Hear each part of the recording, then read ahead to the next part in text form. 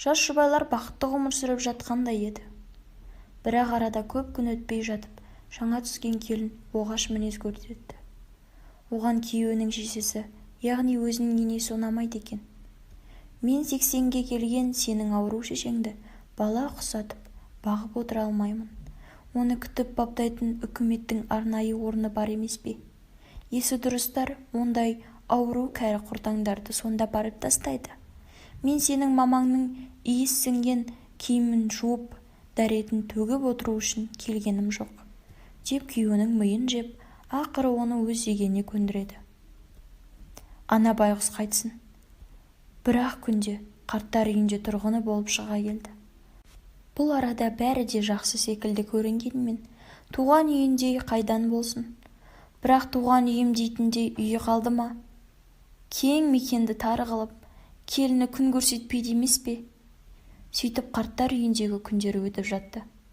Күйеуіне сөзін өткізіп, күшіне мінген жас келін енесінен қалған бүкіл затты, киім-кешектің көзін құртып, біраз шаруа тындырды. Үйге жөндеу жасатты.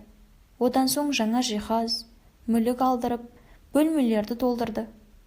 Тек дәліздің есігі дұрыс жабылмайтын болғандықтан, оны жаңасымен ауыстырғанша деп, өткендегі енесінен қалып қойған жаулығын екі жақ тұтқасына байлап салған еді.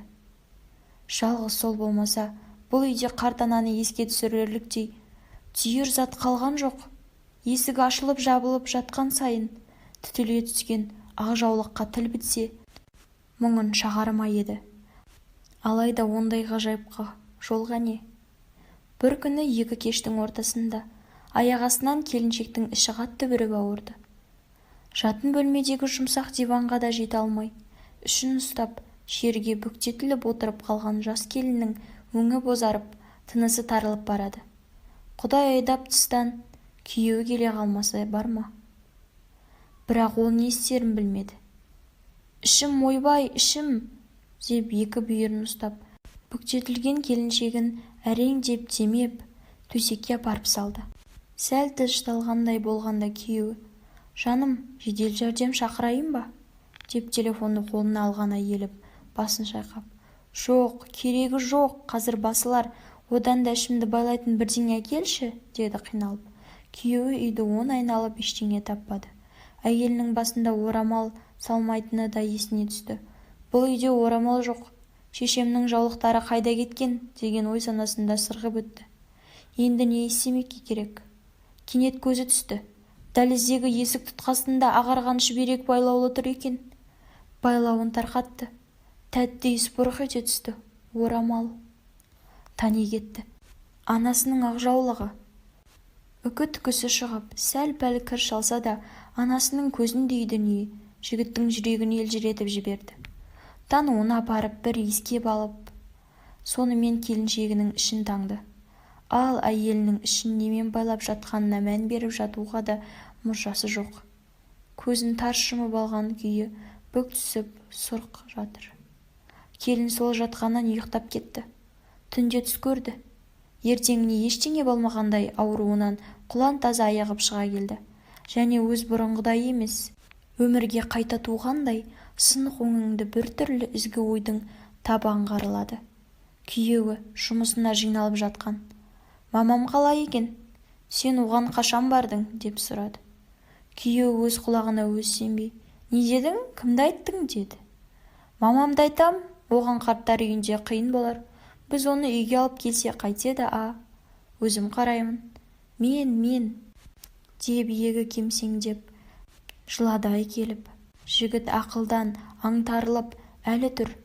«Мамам» дейді. Бұлай айтпайтын еді ғой үнемі. «Сенің мамаң, сенің шешең» деп сөйлейтін еді. Бүгін не болған? Әлде ауырып тұр ма?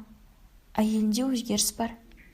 Біраз егілген әйелі басын жастықтан көтеріп: «Түс көрдім.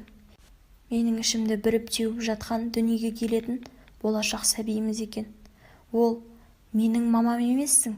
Себебі сен менің әжемді далаға тастадың. Сен жамансың» деп ішімді тістелеп, өкшесімен тепкілеп жатыр екен.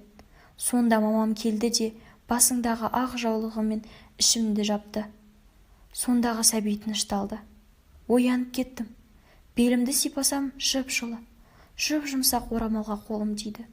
Мамамның жаулығы екен ғой. Ішімді сонымен таңған екенсің. Айналайын ақ мамам-ай, сен тезірек барып мамамды үйге алып келші. Сағындым.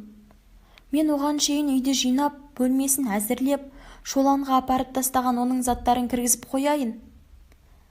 Дастарханды жайып, тамақ әзірлейін. Неғып тұрсың, барсаңшы енді, деді. Күйеуінің де көзінен ыстық тамшы пытырадай ытқыды. Иә күнім жаным, мен қазір, деп есікке қарай ұмтыла берді. Осы сәт Алланың да ақ жарығы, күннің сәулесі әйнектен сығалай, сыналай құлап үйдің ішін самала нұрға бөлеген.